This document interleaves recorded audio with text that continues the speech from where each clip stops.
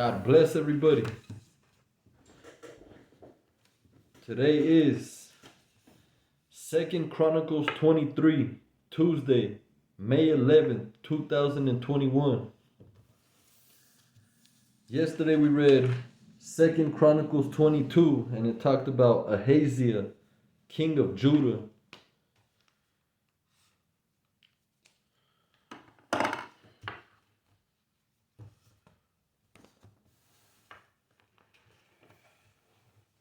Second Chronicles 23. In the 7th year of Jehoiada, or in the 7th year, Jehoiada showed his strength. He made a covenant with the commanders of units of 100, Azariah, son of Jehoram, Ishmael, son of Jehohanan, Azariah, son of Obed, Maaseiah, son of Adaiah, and Elishaphat, son of Zichri. They went throughout Judah and gathered the Levites and the heads of Israelite families from all the towns. When they came to Jerusalem, the whole assembly made a covenant with the king at the temple of God. Jehoiada said to them, "The king's son shall reign, as the Lord promised concerning the descendants of David. Now this is what you are to do. A third of you priests and Levites who are going on duty on the Sabbath are to keep watch at the doors, a third of you at the royal palace, and a third at the fountain and a third at the foundation gate, and all the others are to be in the courtyards of the temple of the Lord.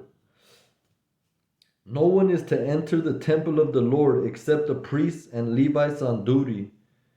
They may enter because they are consecrated, but all the others are to observe the Lord's command not to enter."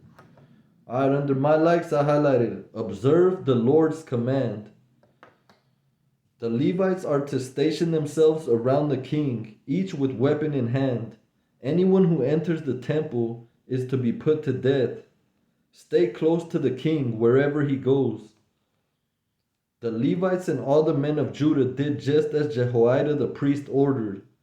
Each one took his men, those who were going on duty on the Sabbath and those who were going off duty, for Jehoiada the priest had not released any of the divisions. Then he gave the commanders of units of 100 the spears and the large and small shields that had belonged to King David and that were in the temple of God. He stationed all the men, each with his weapon in his hand, around the king, near the altar and the temple, from the south side to the north side of the temple. Jehoiada and his sons brought out the king's son and put the crown on him. They presented him with a copy of the covenant and proclaimed him king. They anointed him and shouted, "Long live the king!"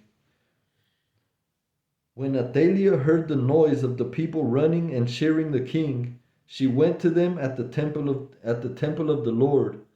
She looked, and there was the king, standing by his pillar at the entrance. The officers and the trumpeters were beside the king, and all the people of the land were rejoicing and blowing trumpets, and musicians with their instruments were leading the praises.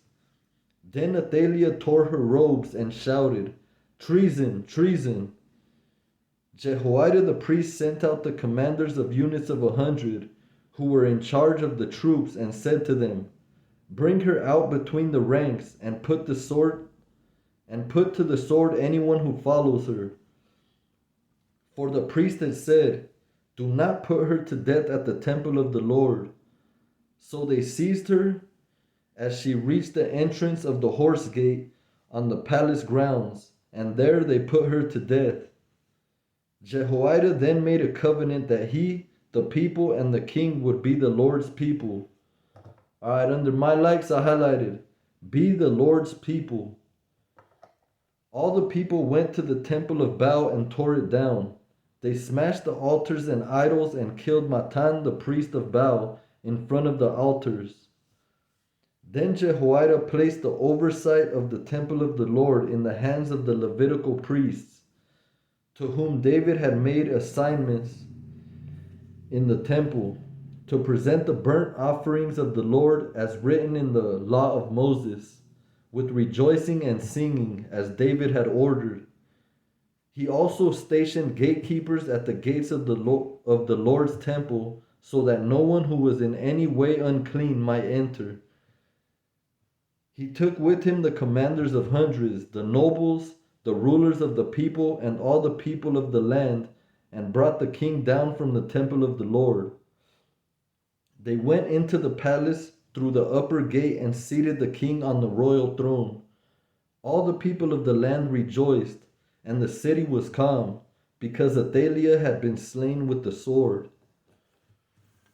God is good all the time, even when we don't understand. Amen.